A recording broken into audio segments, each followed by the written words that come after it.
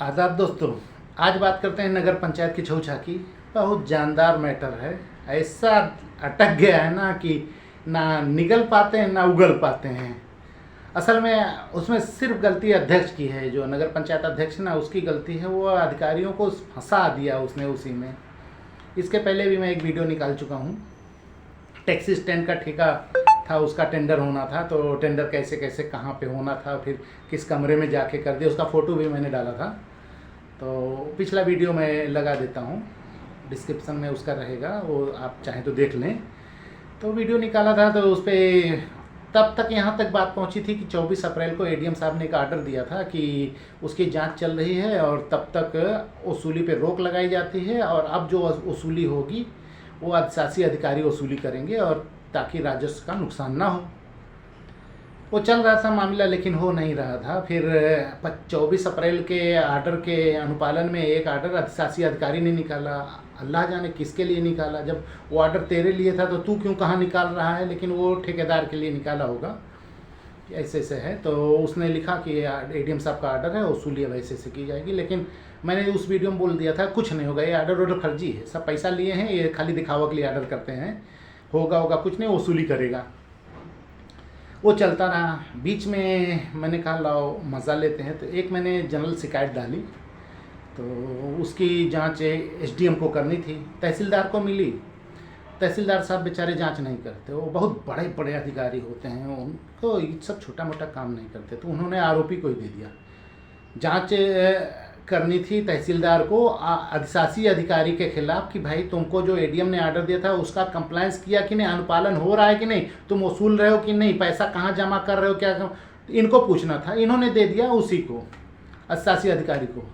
मौका पा गया, उसने एसडीएम को जवाब बनाया, इस शिकायत के बारे में एक जवाब बनाया कि श्रीमान जी वो जो शिकायत मिली उसके बारे में बताना है कि वो आर्डर हुआ था 24 अप्रैल वाला, तो 25 को मैंने भी आर्डर किया था।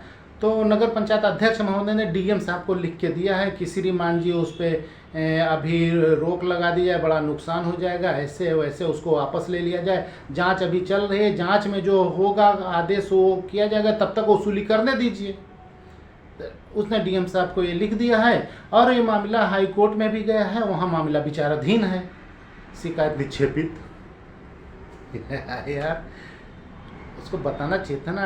अध्यक्ष को अधिकार है डीएम को लिखने का, डीएम ने उसकी बात मानी या नहीं मानी है, तो उसके बाद क्या हुआ। वो कोई अध्यक्ष ने आर्डर थोड़ी दिया था डीएम को, ए डीएम सुनो ये आर्डर तब तक वापस ले लो जब तक जांच कार्रवाई पूरी नहीं हो जाती।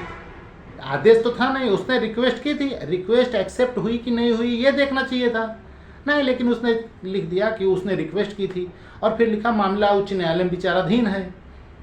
उच्च न्यायालय में विचाराधीन है ना, वो तो 100 साल तक रहेगा। उच्च न्यायालय ने कोई स्थगन आदेश, नगर पंचायत अध्यक्ष गया था एडीएम का आर्डर लेके स्टे कराने, एडीएम साहब ने रोक लगा दी है, सर मैं चाहता हूँ इस पर रोक लगा दीजिए आप।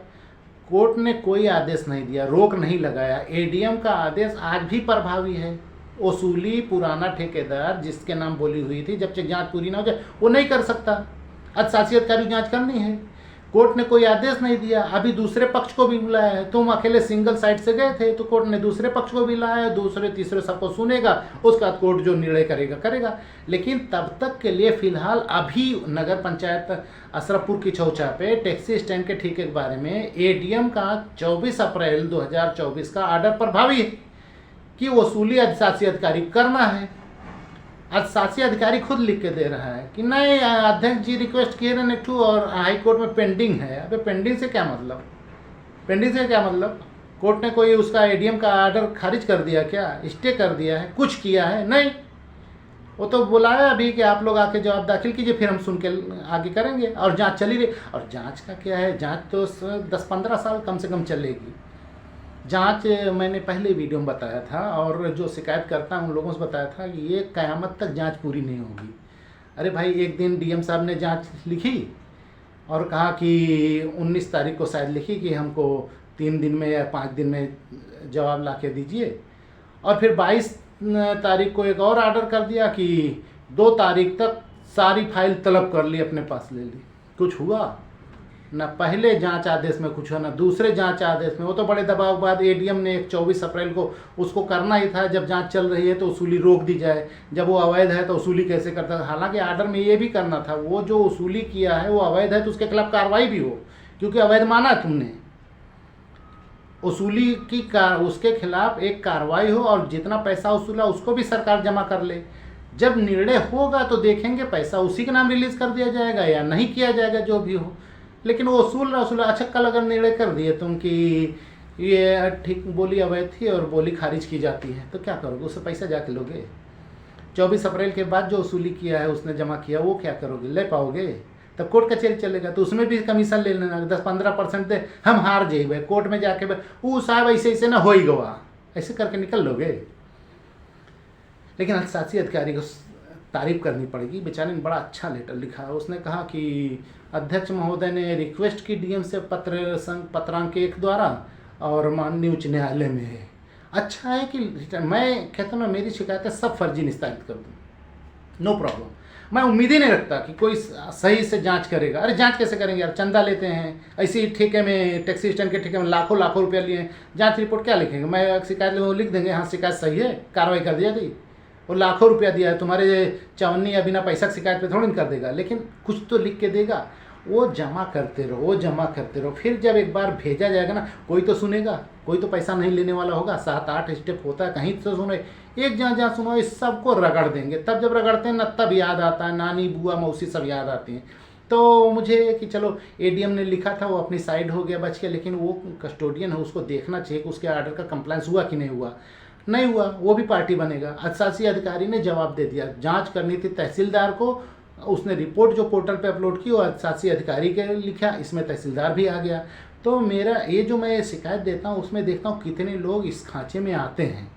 तहसीलदार बिला हो जा गया, उसको जांच करनी थी, जांच करता और लेता, उसका मान लो जांच में शासी अधिकारी का बयान ले सकता था। ये जो लेटर उसने लिखा था ये उसका बयान है, तो भाई आरोपी है और गवाह है, वो बयान देते हैं। लेकिन जांच अधिकारी सबका निरीक्षण करके, सबका जब परिशीलन कर लेता है तब फिर वो अपनी रिपोर्ट लगाता है ना। उसी को उसने ठोक दिया, उस पर नीचे लिख दिया तहसीलदार, ठप्पा मार दिया तहसीलदार की साइन से और पोर्टल पे अपलोड कर दिया। अब ये अलग मैटर चलेगा। तो ये जीत तो गया, नगर पालिका अध्यक्ष आज भी वसूली कर रहा है, देखने में वो जीत गया है कि भाई वो तो वसूली कर ही रहा है, कहाँ कुछ हो पाया। लेकिन कई अधिकारियों को लपेट के लेके जा रहा है। अब अधिकारी बाद में ये नहीं कह पाएंगे वो सत्ताधारी पार्टी का रहा, या वो सुनत नहीं रहा, या वो हमें इतना लाख रुपया देगा रहा तो हम कैसे कह दे यार, वो पैसा दे रहा है, यह लिए कलेक्ट्रेट के वो बढ़ के हलवा ना कह के छोटे के चपरासी कमरा में कह दिए रहे। ये सब कह के थोड़ी चलेगा यार, एक एक चीज़ का जवाब देना पड़ेगा। तो छोटा छोटा जो जवाब आता ना फर्जी निस्तारण का, वो फाइल बनाता है, फिर उसके बाद उन लोगों को तलब कराने में अच्छा रहता है। उसके बाद जब बड़ा अधिकारी रहेगा, बड़े अधिकारी के यहाँ कार्रवाई इसलिए हो जाती छोटों पे कि इतने लोगों के खिलाफ जाती है, सबके खिलाफ वो कार्रवाई नहीं करेगा तो बोलते हैं लाओ यार पैसा तो लूँगा, सबसे लूँगा, लेकिन लाओ किसी एक का इसमें क्रियाक्रम कर दें। तो एक आध के खिलाफ करना रहेगा तो निचले खिलाफ कर देगा, ऊपर वाले लेगा। तो इसमें पार्टी सब हैं, जैसे डीएम साहब पार्टी हैं।